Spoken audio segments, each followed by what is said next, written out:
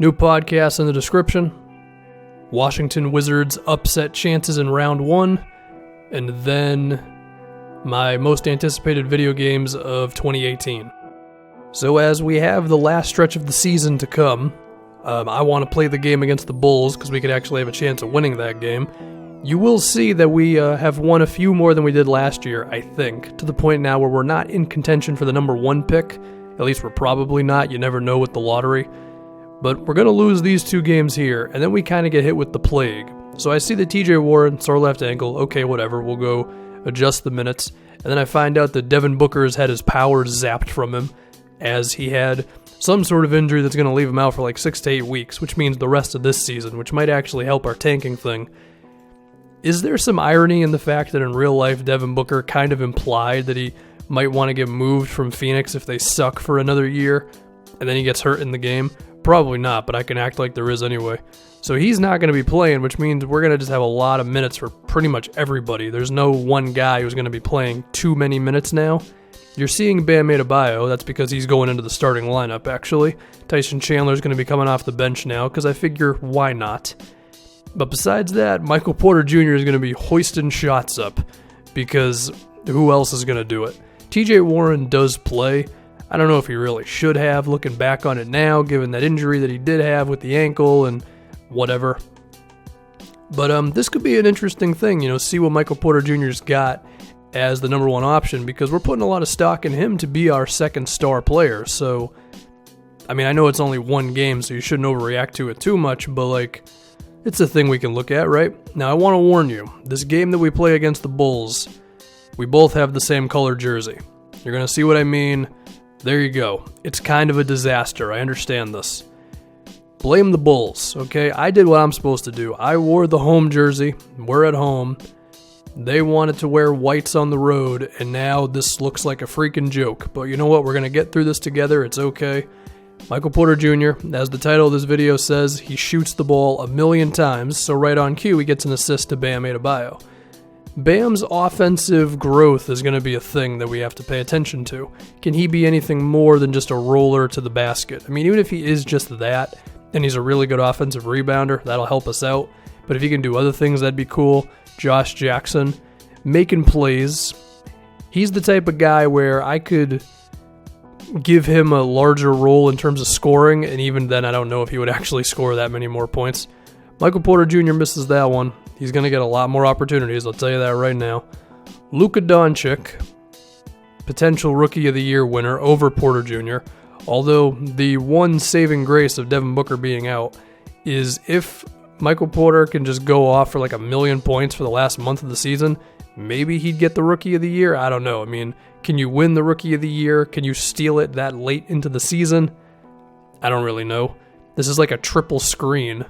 Reminds me of that 63 fist play that everyone in the 2K community ran like 2 years ago. Greg Monroe managed to find himself on the Bulls, so that's cool. He could have a revenge game here, where he just goes off against us because the Suns bought him out in real life.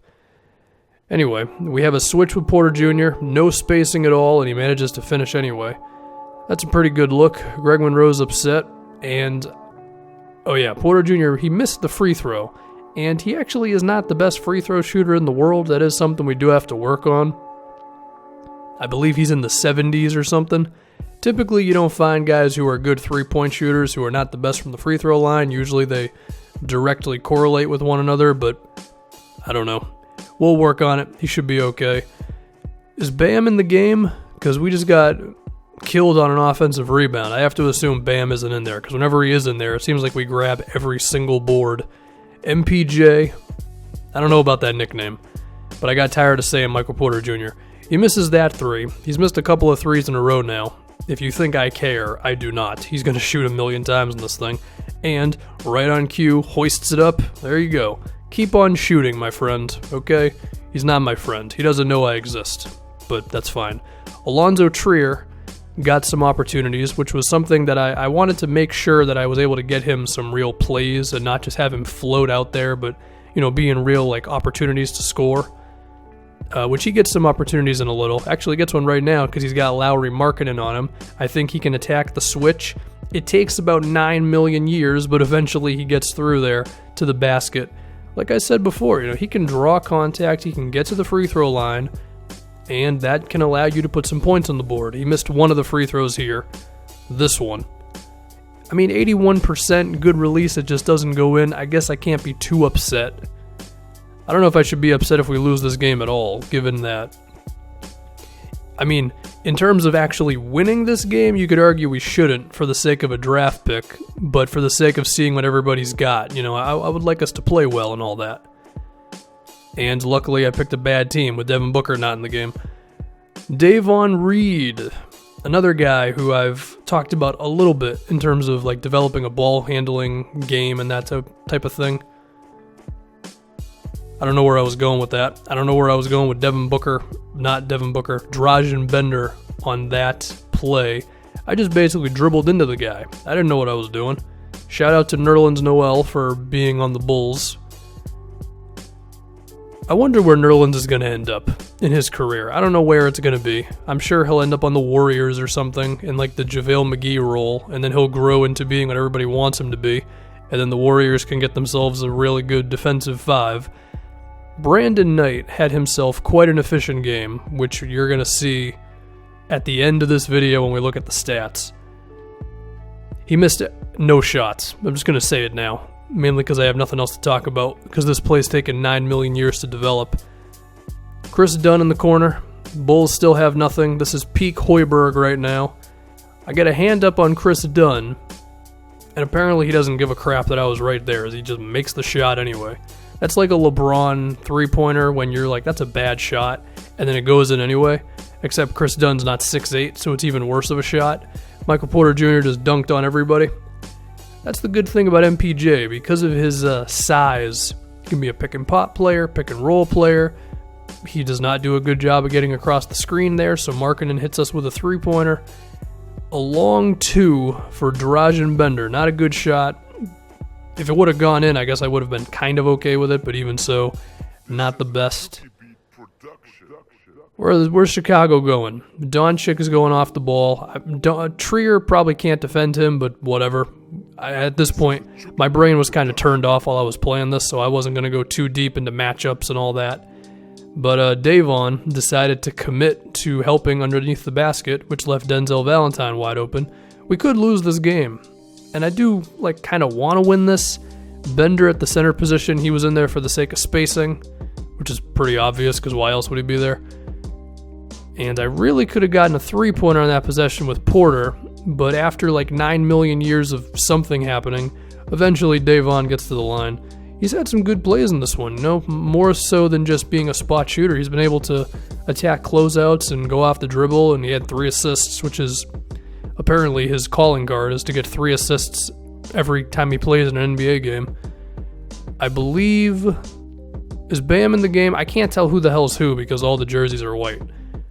No, Bam is not in the game, so I'm okay with that offensive rebound. If Bam was in there, then I would be devastated because then the trade we made would be all for naught. I'm kidding. Davon, once again, the star player of this team, apparently.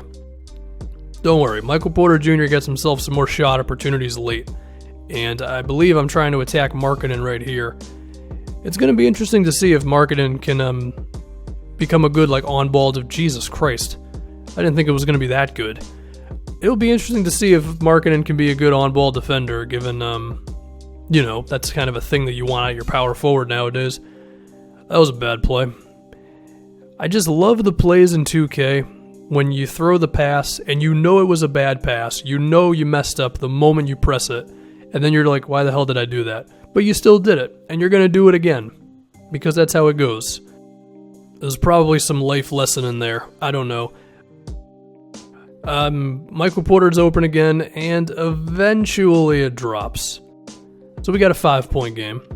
You'd think that Luka Doncic would be the guy taking the shots right now for Chicago. He's their best player and all that. Maybe he was going to get a shot there, but luckily Greg Monroe had a moving screen, or an Al Horford screen. Look, I love Al Horford, and I don't know why I'm just giving him crap out of nowhere, but every time he sets a screen, it's illegal, because his elbows are flying out like crazy. They leave our guy open, and he knocks it in once again. How many threes has Michael Porter Jr. made in this game now? 4, something like that? I don't know, he's made 2 in a row, so that's cool.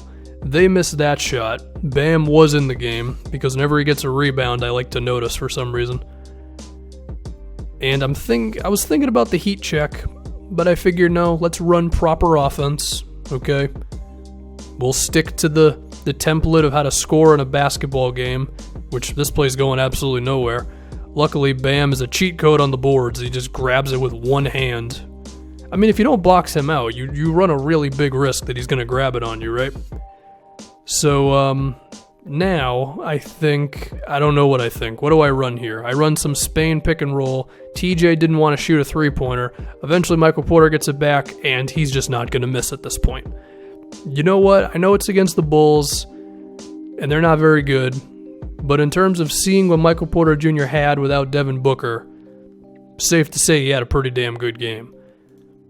And, moving forward, as we ask him to shoot the ball more, that's a thing. If he and Devin Booker can just be a dynamic duo offensively and the rest of the team can be what it's supposed to be in terms of defense and shooting and all that stuff, we should be pretty okay.